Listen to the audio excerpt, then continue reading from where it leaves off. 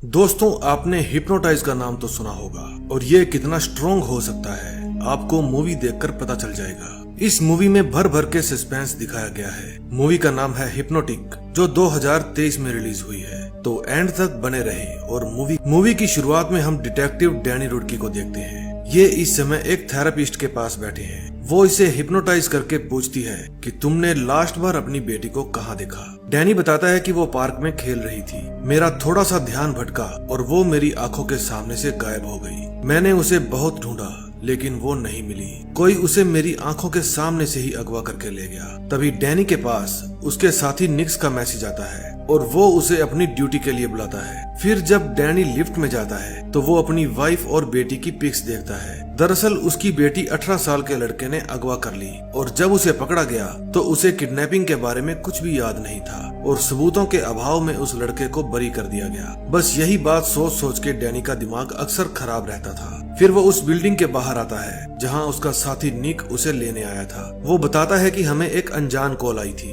उसने हमें बताया कि द बैंक ऑफ ऑस्टिन में आज रॉबरी होने वाली है और चोरों का लक्ष्य है लॉकर नंबर 23 चुराना है। निक बताता है कि बैंक ऑफ ऑस्टिन की दूसरी शाखाओं में भी चोरी हुई है। वे कोई पैसा नहीं चुराते, सिर्फ और सिर्फ लॉकर नंबर 23 ही चुराते हैं। डैनी का भी लॉकर उसी बैंक में था। अब वे दोनों अपनी पूरी टीम के साथ बैंक के बाहर घात लगाकर बैठ जाते हैं ताकि चोरों को पकड़ सके। तभी वहाँ पर एक आदमी आकर बेंच पर बैठ जाता है। फिर एक लेडी फोन पर बात करती करती वहाँ बैठ जाती है। डेल नाम का ये आदमी उसे हिप्नोटाइज कर लेता है और कहता है कि आज जानलेवा गर्मी है। फिर वो बाहर खड़े गार्ड्स को भी कुछ कहता है और वहाँ से चला जाता है। डैनी बिना समय गवाए अपनी वैन से बाहर आ जाता है और भागकर बैंक में चला जाता है। निक उसे रोकता है कि ऐसा मत करो। डैनी बैंक मैनेजर को कहता है कि मुझे मेरा लॉकर खोलना है। वो लेडी जिसे डेल ने हिप्नोटाइज किया था उसे ऐसा महसूस हो रहा था जैसे आज सच में बहुत गर्मी है और वो अपने पूरे कपड़े उतारने लगती है। उसके चक्कर में एक्सीडेंट भी हो जाता है। उधर डैनी लॉकर में जाता है तो मैनेजर कहता है कि मैं अपनी चाबियां ऑफिस में भूल आया,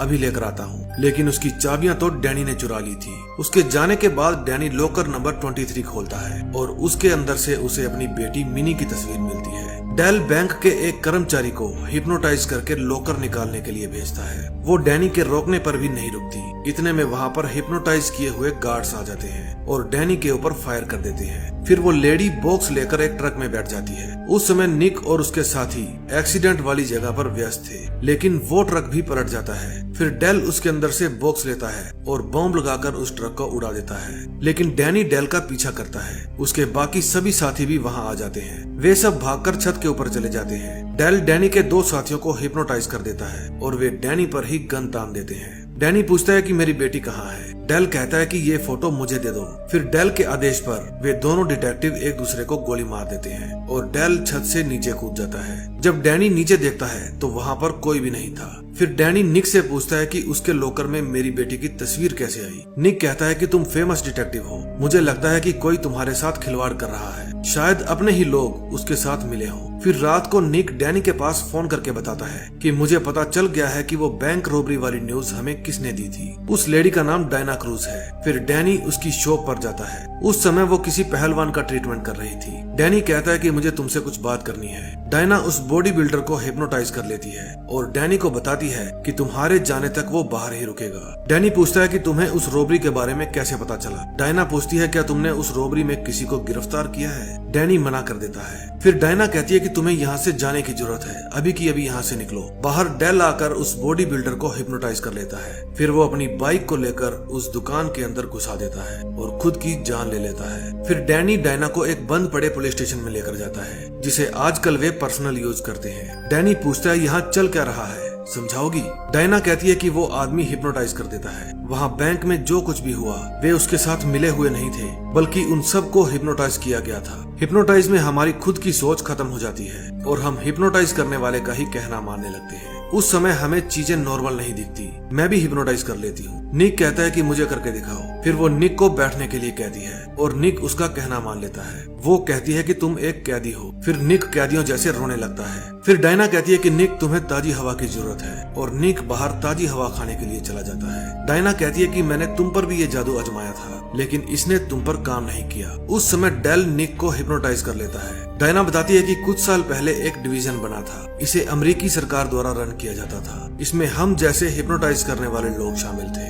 आमतौर पर सरकार खुद के फायदे के लिए इसका इस्तेमाल करती थी। डैनी कहता है कि मुझे डेल के बारे में बताओ। डायना कहती है कि वो लेजेंड है। हिप्नोटाइज के मामले में उससे शक्तिशाली कोई भी नहीं। हम तो उसके मुकाबले में कुछ भी नहीं है। डेल को अपनी शक्तियों का अहंकार हो गया था और उसने डिवीजन पर कब्जा करने की कोशिश की। फिर सरकार ने उसे रद्द कर दिया। डेल अपने अलावा सभी हिप्नोटाइज करने वालों को खत्म करना चाहता था और मेरा यकीन करो उसे पकड़ना नामुमकिन है। इतने में वहाँ लाइट बंद हो जाती है। वहाँ निक्स आया था। डायना बताती है कि डेल ने इसको हिप्नोटाइज कर लिया है और मैं इतनी शक्तिशाली नहीं हूँ कि उसके हिप्नोटाइज को काट सकूं। डैनी उसे रुकने के लिए कहता है और जब वो नहीं रुकता तो डैनी उसके पाँव में गोली मार देता है। लेकिन वो किसी भी तरीके से डायना को मारना चाहता था। डैनी उसे हथकड़ी लगाकर सलाखों के साथ बांध देता है, लेकिन निक्स फिर भी नहीं रुकता और अपना हाथ तोड़ने की कोशिश करता है। डायना को पता था कि ये रुकने वाला नहीं है, इसलिए वो उसे शूट कर देती है। अपने साथी की मौत पर डैनी को बहुत अफसोस होता है। अब वे दोनों पुलिस से छुपते फिर रहे थे क्योंकि डायना की एक गलती के कारण वे मुजरिम बन गए थे।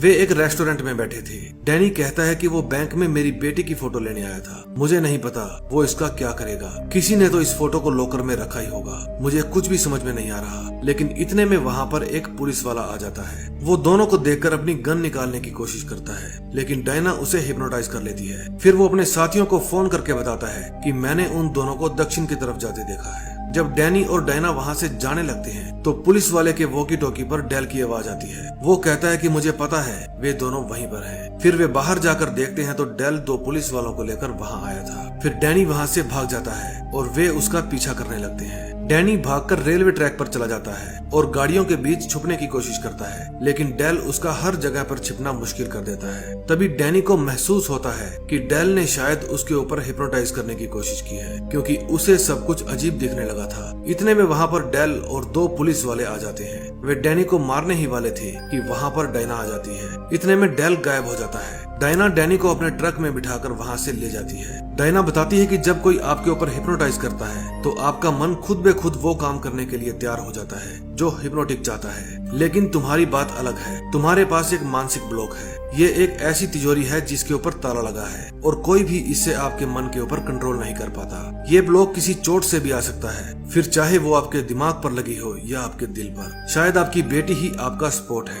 मैं तो आपको हिप्नोटाइज नहीं कर पाई, लेकिन डेल जरूर कर सकता है। फिर वे जेरेमी नाम के एक आदमी के पास जाते हैं। उसी ने डायना को हिप्नोटाइज करना सिखाया था। फिर वे उसके पास जाते हैं और उससे कुछ जानकारियां लेने की कोशिश करते हैं। डैनी उसे अपनी बेटी के बारे में पूछता है और कहता है कि हमें अब तक इसका जवाब नहीं मिला कि मेरी बेटी की फोटो लॉकर में क्या कर रही थी। फिर डेल कहता है कि मुझे दिखाओ कौन है तुम्हारी बेटी, लेकिन डायना उसे फोटो देने से इनकार कर देती है क्योंकि उसे शक हो गया था कि ये जेरेमी नहीं बल्कि डेल है। फिर वो उन दोनों को मारने की कोशिश करता है, लेकिन वे भाग जाते हैं। अब की बार डेल ने पूरे शहर पर ही हिप्नोटाइज कर दिया था। अब हर कोई उन्हें पकड़ना चाहता था। फिर डैनी एक बाइकर को गिराता है और उसकी बाइक लेकर वहाँ से भागने की कोशिश करता है, लेकिन वे अब ऐसे ट्रैक में फंस चुके थे कि उन्हें कहीं भी कोई रास्ता नजर नहीं आ रहा था। सब जगह ऊट पटांग चीजें ही दिख रही थी। लोग अभी भी इनके पीछे लगे थे। अब इनके पास भागने के लिए कोई जगह नहीं थी। तभी पुलिस आकर लोगों को रोकती है और उनके बीच से डेल निकलकर बाहर आता है। वो डैनी को हिप्नोटाइज करने की कोशिश करता है, लेकिन तभी पुलिस वाले डेल को ही गन पॉइंट पर ले लेते हैं। डायना कहती है कि ये मैंने नहीं किया।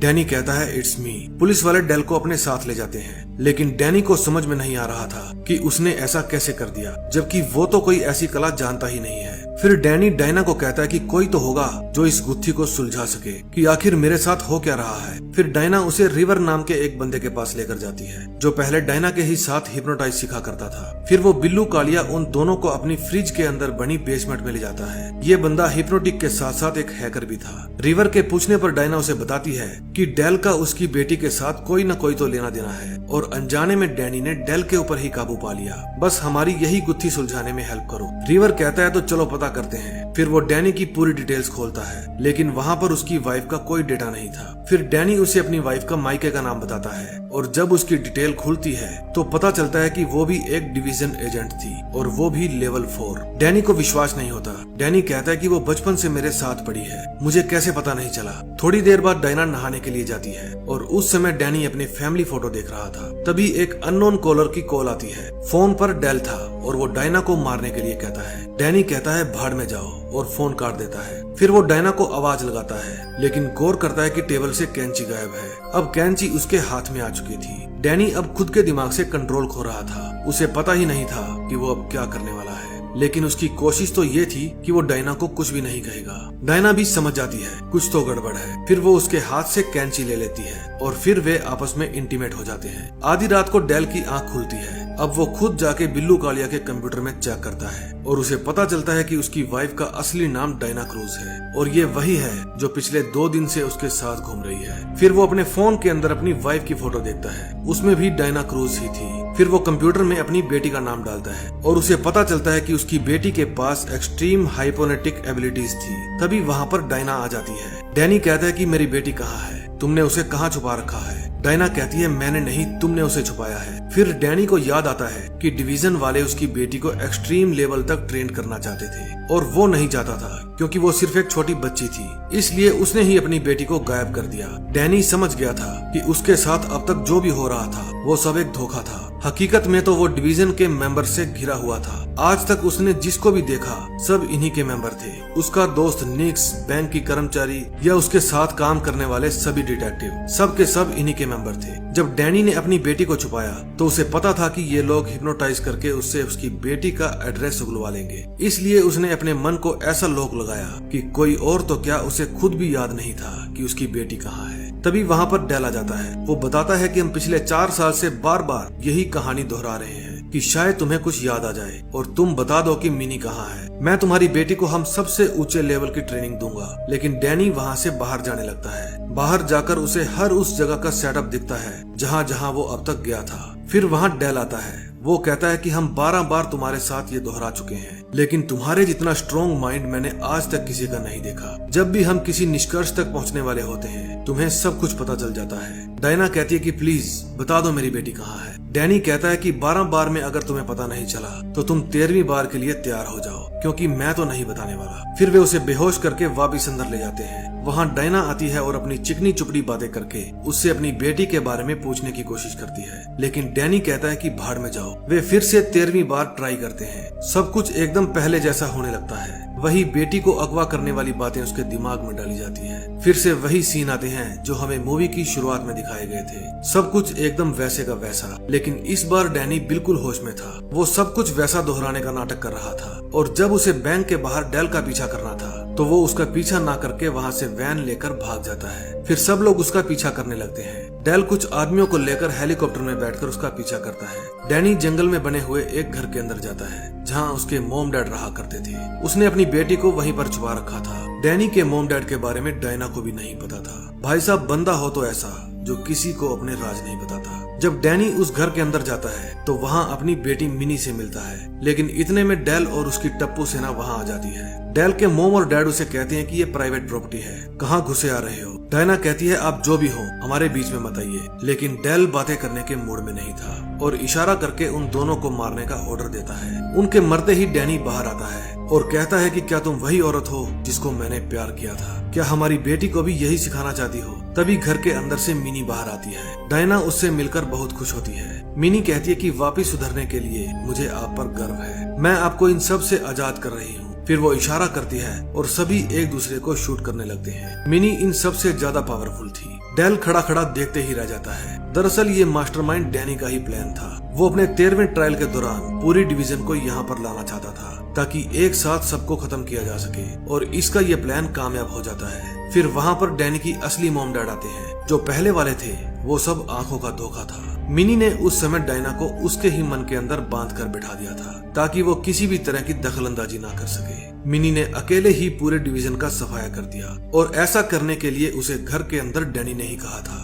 डेल के मरते ही डायना भी उसके स्ट्रॉन्ग हिप्नोटाइज से बाहर आ चुकी थी। फिर डैनी, डायना, मिनी और अपनी मॉम को लेकर हेलीकॉप्टर में बैठकर वहाँ से चला जाता है और उसके डैड वहीं पर रुक जाते हैं। और बाद में हमें पता चलता है कि जो डैनी का डैड था वो तो ऑलरेडी मर चुका था और जो उसके डैड की भेष में जिंदा था वो डेल था। दोस्तों, इस मूवी में भर भर के सस्पेंस दिखाया गया है और जिस तरह से मूवी की एंडिंग हुई है, मुझे पूरा विश्वास है कि इसका सेकंड पार्ट जरूर आएगा। और जब भी इसका सेकंड पार्ट आया तो मैं आप लोगों के लिए उसे लेकर आऊंगा। बस आप मेरे चैनल को सब्सक्राइब कर दीजिए। अगर वीडियो पसंद आई हो तो वीडियो को लाइक और कमेंट बॉक्स में एक प्यारा सा कमेंट छोड़ दीजिए। आपके हर कमेंट का मैं जवाब दूंगा। तो मिलते हैं नए दिन नई स्टोरी के साथ। तब तक के लिए बाय बाय।